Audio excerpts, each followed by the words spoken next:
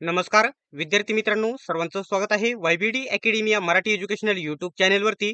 विद्यार्थी मित्रांनो, आदिवासी विकास विभागामध्ये चौकीदार पदासाठी 478 जागांसाठी जाहिरात प्रसिद्ध झालेली होती आणि विद्यार्थ्यांनी याच्यामध्ये फॉर्म देखील भरलेले होते.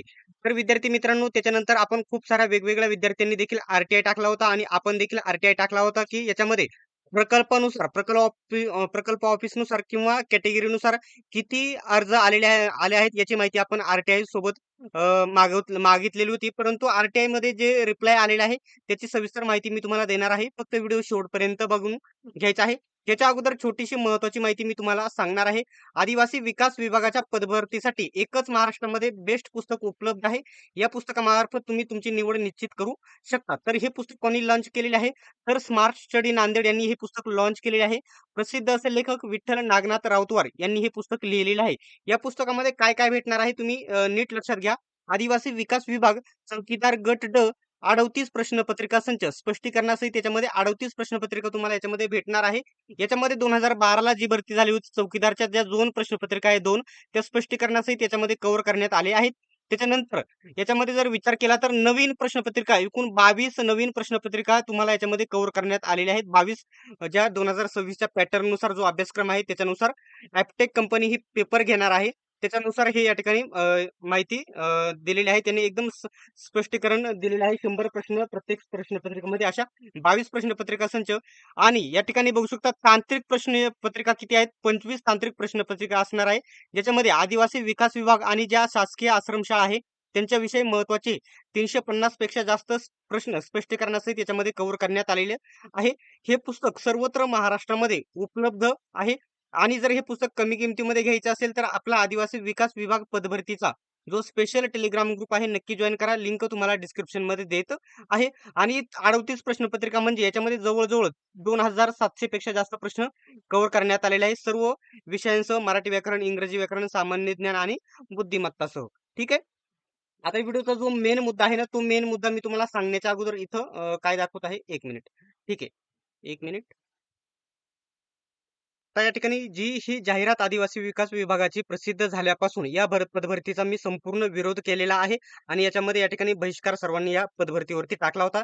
याचं कारण काय की आदिवासी विकास विभागाने हे एकदम या ठिकाणी ब्लॅकलिस्टेड कंपनी जी या ठिकाणी इतर राज्यांमध्ये पूर्णतः बॅन केलेली आहे. महाराष्ट्रात देखील बॅन होती तरी देखील त्यांनी आदिवासी विकास विभागाने ॲपटॅक नावाच्या कंपनीकडे हे कॉन्ट्रॅक्ट दिलेले आहे पदभरतीसाठी आणि येणाऱ्या काळामध्ये 100% या पदभरतीमध्ये घोटाळा झाल्याचे बघायला भेटेल. कारण ही कंपनीच तशी आहे तशी देखील तरी देखील आदिवासी विकास विभागाने स्वतःची मनमानी करून ॲपटॅक नावाच्या भंगार कंपनीकडे पत्रव्यवहार केलेला आहे. तर आपण आरटीआय टाकला होता त्याच्यामध्ये काय माहिती विचारली होती आदिवासी विकास विभाग चौकीदार गट ड 478 पदांसाठी जी जाहिरात प्रसिद्ध झालेली आहे त्याच्यामध्ये वेगवेगळे एकूण 29 प्रकल्पामध्ये कॅटेगरीनुसार किती अर्ज प्राप्त झालेले आहे प्रकल्पानुसार आणि कॅटेगरीनुसार याची माहिती विचारलेली होती. फक्त आपणच आरटीआय टाकला नाही तर वेगवेगळे 50-60 वेगवेगळ्या विद्यार्थ्यांनी देखील आरटीआय याच्यामध्ये टाकलेले आहे. तर काय माहिती त्यांनी दिलेली होती बघू शकता. काय बघू शकता. आपण मागितलेली माहिती सरळ सेवा भरती 2026 गट ड चौकीदार या संवर्गाची असून अद्याप भरती प्रक्रिया पूर्ण झाली नाही. यास्तव आपण मागितलेली माहितीचा अधिकार अधिनियम 2005 च्या अन्वये कलम 81 आपणास उपलब्ध करून देता येणार नाही. आता इथून मागे वेगवेगळ्या पदभरती झाल्या असेल. पेपरच्या अगोदर वेगवेगळे या ठिकाणी निवडीच्या अगोदर सर्व माहिती विभाग देत असते की किती फॉर्म आले, कॅटेगरीनुसार आले. तर यांचं उलटं म्हणणं आहे की अजून भरती प्रक्रिया पूर्ण झाली नाही. त्याच्यामुळे या अधिकारांनुसार कलम 8(1) नुसार अन्वये आपणास माहिती उपलब्ध करून देता येणार नाही असं त्यांनी पूर्णतः इथे विरोध केलेला आहे आणि कोणालाही कॅटेगरी वाईज किती अर्ज आलेले आहेत याची माहिती त्यांनी इथे दिलेली नाही. अजून दुसरं एक कारण याचं मी इथे स्पष्ट तुम्हाला सांगतो. या पूर्णतः याच्यामध्ये घोळ झाल्याचं या ठिकाणी बघू शकता. जे वर्तमान निर्णय वाले न्यूज वाले आहेत त्यांनी देखील बघू शकता आदिवासी भरतीत मोठा घोटाळा आरटीआय टाकून देखील उत्तर दिलेले नाही. त्यांनी काय विचारलं होतं आरटीआय मध्ये त्यांनी विचारलं होतं की कंपनी कोणती कंपनी पेपर घेणार आहे याचं स्पष्ट उत्तर त्यांनी परिपत्रक काढून त्यांनी द्यावं असं त्यांनी म्हटलं होतं.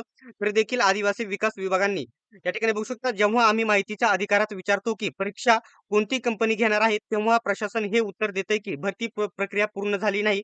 आता म्हणजे आपण आधीच विचारतोय तर त्यांचं असं म्हणणं आहे की भरती प्रक्रिया पूर्ण झाल्याच्या नंतर तुम्हाला नाव कळवलं जाईल. ज्यावेळेस पूर्णतः घोटाळे होऊन जातील या पदभरतीमध्ये तेव्हा तुम्हाला नाव कळवले जाईल. असं या ठिकाणी आदिवासी विकास विभागाचं म्हणणं आहे.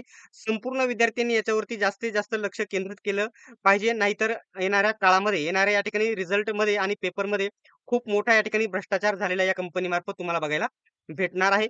आधीपासून जेव्हापासून ही जाहिरात प्रसिद्ध झालेली आहे, तेव्हापासून पूर्णतः या पदभरतीचा मी विरोध केलेला आहे. ठीक आहे. तर अशा प्रकारची ही माहिती होती. खूप साऱ्या विद्यार्थ्यांनी आर-टी-आय टाकलेलं आहे. परंतु कोणालाही आर-टी-आयद्वारे त्यांनी कॅटेगरी वाईज किंवा किती अर्ज आलेले आहेत याची माहिती दिलेली नाही.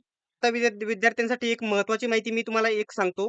जे या ठिकाणी जे अर्ज भरताना जे रजिस्ट्रेशन क्रमांक येत होते ना, ते कमी जास्त कधी जास्त होत होते, तर कधी कमी जास्त होते. तर शेवटच्या दिवशी जे फॉर्म भरले ना, तो या ठिकाणी जो आकडा जात होता ना 3,00,000 3,00,000पेक्षा याच्यामध्ये जास्त जात होता. तर मी त्या व्हिडिओमध्ये देखील सांगितले आहे 3,00,000पेक्षा जास्त अर्ज आलेले आहेत. परंतु माझ्या अंदाजित मुळात रजिस्ट्रेशननुसार मी जी माहिती सांगितली 3,00,000 अर्ज आणि सर्व YouTubeवाल्यांनी, Telegram ग्रुपवाल्यांनी सांगितले, मुळात एवढे अर्ज आलेले नाहीत. अर्ज माझ्या अंदाजे तुम्हाला स्पष्टपणे सांगतो 1,00,000 1,25,000 1,25,000च्या आसपास हे अर्ज आलेले आहेत. ठीक आहे. अशा प्रकारची ही माहिती होती. आता रजिस्ट्रेशननुसार 3,00,000पेक्षा जास्त अर्ज दाखवत आहे, परंतु एवढे अर्ज आलेले नसणार आहेत आणि नाहीत ते एवढे. 1,25,000च्या आसपास एवढे अर्ज आहेत.